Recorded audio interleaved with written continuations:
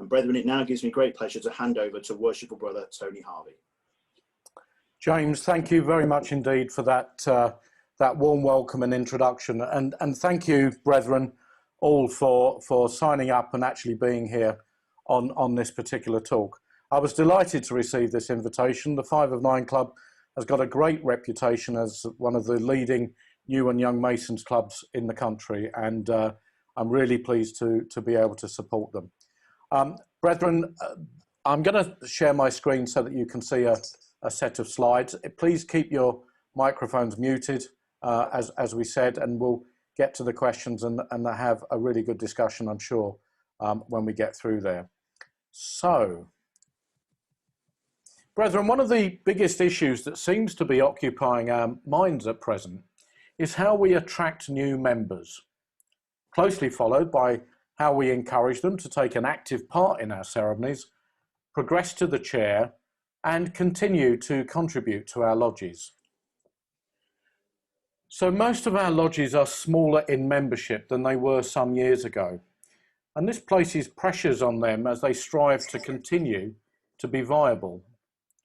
Whereas it used to be understood that not all members will take office, and that those who did would take some years to become master, it's now expected in many lodges that new members will progress quite quickly to the chair. This can work well for some, but others have reported being subjected to unexpected and unwanted pressures. Now, did you notice that I slipped the word expected in there? Did you also notice that I also used the word unexpected? I believe that expectations are key to understanding what happens when a new member joins the craft and his journey over the following years. Furthermore, I believe that open discussions about expectations are very helpful in any lodge. So in this talk, I'd like us to consider expectations when someone is looking to join a lodge, when they're being asked to make a particular contribution to the work of a lodge, and whenever we feel disappointed over the action or inaction over another. Why? Well, because I believe that a failure to understand expectations and the mismatch of two parties' expectations is the source of many of our concerns and problems. Let's start by looking at what the ritual tells us about expectations. The ceremony of initiation makes it plain that we expect candidates to come freely and voluntarily, unbiased by the improper solicitation of friends. And it also asks the candidate to confirm that he comes without any expectation of material gain and uninfluenced by any other unworthy motive. It goes on to seek reassurance that instead the candidate is motivated by a favourable opinion preconceived of the institution, a genuine desire for knowledge, and a sincere wish to render himself more extensively serviceable to his fellow creatures. It's only when the candidate confirms that his own expectations match those required of members of the craft that he is allowed to proceed. Up to this point, a candidate can withdraw if he cannot meet our expectations. In other words, we accept him on our terms. At other points in our ritual, we spell out the behaviours expected of a Freemason, but these are done as part of the process of teaching and instruction. For example, the addresses after the installation of a new master are very explicit, and they define the model behaviours that we should all adopt. So, at least in our ritual, we are very clear what we expect from candidates and members.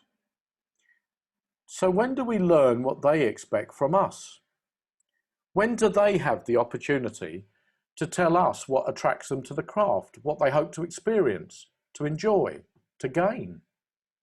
Also, when can they tell us that their expectations are now different due to changes in their interest, their fortune, their health, or some other circumstances?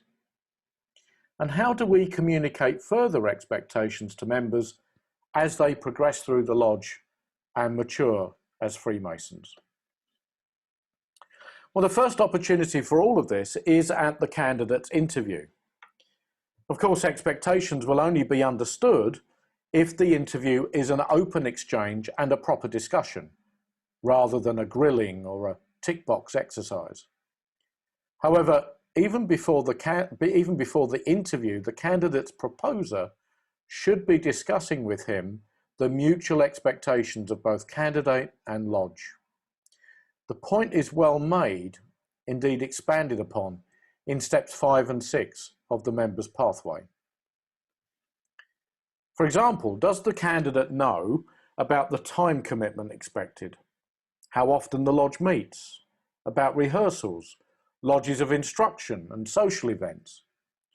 Does he know about the true cost of Freemasonry, subscriptions, regalia, meals, visiting, raffles, and other donations to charity? Does he know about learning ritual, taking part in ceremonies, and progressing through the offices? Does the proposer know that in return, the candidate is seeking new friendships and wants time at meetings to enjoy others' company, that he might want practical help and support while he learns and makes mistakes, or that he might want some level of flexibility and understanding because his job frequently takes him away from home at short notice? Brethren, I deliberately said in return, because successful membership surely only results when both parties' expectations are met. A major cause of resignations occurs when the members' expectations are not met by the lodge, or when the lodge's expectations appear to be unrealistic, overly demanding, or insensitive to often changing needs and circumstances. So when else can expectations continue to be discussed and understood? Well, I think there are a number of occasions and opportunities in our lodges if we only use them. So first there is during the mentoring process. Mentoring is, or at least should be, the planned approach to providing every individual member with the information, personal contact, and direct support that he specifically wants and needs. It is not the one-way instruction in what information we think he should have. The personal mentor should be discussing expectations with the new member, and based upon these discussions, making suitable arrangements with others in the lodge to help meet these expectations. For example, a new member might be very nervous about delivering a piece of ritual in open lodge, but might be happy to do so to a small group before the formal lodge of instruction. Or they may be happy to progress to inner guard, but knowing that they must be absent on 2 occasions during the year for business reasons, would like someone to stand in for them for these meetings. Again, steps 8 and 10 of the members' pathway offer practical guidance with these very points. Another occasion when expectations can be discussed is when consideration is given to the appointment of officers. I've known members to resign because they were not asked before being listed for appointment to an office. Others have resigned because they were left off the list without being told because they had missed some meetings. Some have resigned because they were not considered for appointment to a continuing office that interested them. Sometimes this has reflected expectations that are held but not shared or communicated. For example, a lodge might expect all officers to attend every meeting and for officers to be willing to progress to the next office next year. But the new member does not know this, and so is upset when he learns of the officers for the following year. And then there is when the lodge is considering who to ask to do certain work, whether it's ritual in the lodge, whether it's help at the festive board, or perhaps organising a social event. It became very clear to me when I was a lodge secretary that member attendance and participation could be increased if every member was asked to have some specific role or contribution within the lodge. The senior pastmaster returned to active attendance after some years away when I asked him to deliver the entered apprentice chain at initiations. Another pastmaster continued in membership despite being physically unable to attend for medical reasons, simply because we asked him to do a job that he found rewarding and satisfying, and that was to audit the accounts. 2 members who did not wish to go through the chair were asked to take on offices suited to their talents. Fitting square pegs in square holes is important in any organisation, but doing so requires an understanding of both people's strengths and their expectations. The surveys conducted by the membership focus group just a few years ago now, which informed the development of both the members' pathway and the Solomon system, identified the following 4 factors to be the most important for member satisfaction and happiness. Number 1, feeling valued as a member. Number 2, feeling included. Number 3, developing new friendships. And number 4, developing my Masonic knowledge. When these expectations in particular are not met, the chances of dissatisfaction increases. Now at that point, the cost of Freemasonry is often cited as the problem. However, the same survey identified that 73% of members felt that the cost of Freemasonry is about right, with no significant differences between age groups or locations. However, among those who felt less involved than they wanted to be, and those who felt pressured to become more involved, there was a very strong perception that costs are too high. So if we get the level of involvement correct for the individual member, he's more likely to feel happy with the cost of Freemasonry.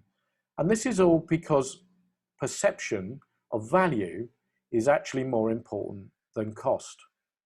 If people perceive they're getting value, they don't mind spending the money. If they're not getting value, they do mind. So if we get this wrong, he will report dissatisfaction and he might even leave. Those same surveys revealed another less palatable aspect of Freemasonry that's relevant to a consideration of expectations. There were a sizable number of respondents who reported cases of bullying within Freemasonry. Examples range from pompous and overbearing behaviour on the part of senior members, through denying new members a say in any decision making, and effectively treating their lodges like personal fiefdoms, through to inappropriate treatment of members when they were learning or delivering ritual and performing ceremonies. Each case was cited as an example of behaviour that was at odds with our principles. The relevance is clear. New members expect us to live up to our ideals, and they especially expect senior members to be role models, to set a good example of what constitutes appropriate behaviour in Freemasonry. Recently, I was present at a lodge committee when the Director of Ceremonies expressed concern about the lack of commitment of some officers who, in his words, could not be bothered to attend. And this was rightly met with a strong response from the brethren present who were working and bringing up families. Regrettably, the Director of Ceremonies was not looking at things through the eyes of the members. He assumed they were not bothered, and he assumed their level of commitment. In fact, he could know nothing about either of these matters because he had not built a relationship with the officers concerned, and he knew nothing of their circumstances, their interests, or their feelings in the matter. His comments were judgmental. What he was really concerned about was attendance, but instead of looking at ways of helping people to attend, he pushed people further away by his negative comments. Clearly, that lodge now needs the Director of Ceremonies and the officers to arrive at a better mutual understanding of each other's expectations if the situation is to be resolved. So this brings me to a very important occasion when expectations should be discussed, and it's when a member intimates that he might, or when he does, actually resign. Many resignations are preceded by warning signs of disengagement, such as poor attendance. Resignations can often be avoided or retracted if someone contacts the member concerned and discusses with them their expectations and whether they are being met. The Metropolitan Grand Lodge of London has pioneered work in this area, and they have improved member retention as a result. Unfortunately, in many cases, the lodge has failed to meet the members' expectations, and the situation has got to the point where the member is unwilling to remain within that lodge, although in some cases they are happy to move to another lodge that might suit them better. Once again, the Members Pathway offers guidance and assistance in this matter within step 11. There might be many other occasions or situations in the life of a lodge when we can learn of a member's expectations and work to satisfy them. But let me mention just one more, and it's when someone has made a contribution and deserves to be thanked. Most of us appreciate being valued and recognised, even if we do not ask for it. Taking the time to recognise someone requires forethought, but need not cost very much of anything other than time. Publicly thanking a member who has stepped down after some years in an office in the lodge, or congratulating another on being appointed to provincial rank, demonstrates that the member is valued and a key part of the lodge. Brethren, my final point is that having learned about the expectations its members may have of a lodge, I would ask a lodge to have the flexibility to adapt to meet those expectations. Flexibility is a byword in modern organisations, and it follows on naturally from understanding expectations. Those organisations that listen to and understand their customer and staff expectations, or in our case, member expectations, and then adapt to meet them, are finding they are more attractive and often more successful than others. Equally, I would ask members also to be flexible and to understand that it is, for it to function, the lodge needs to be able to rely on members being present, to be willing to have a go, and to put effort in beforehand. Open discussion, a meeting of minds, and shared understanding, coupled with flexibility, is surely the way forward.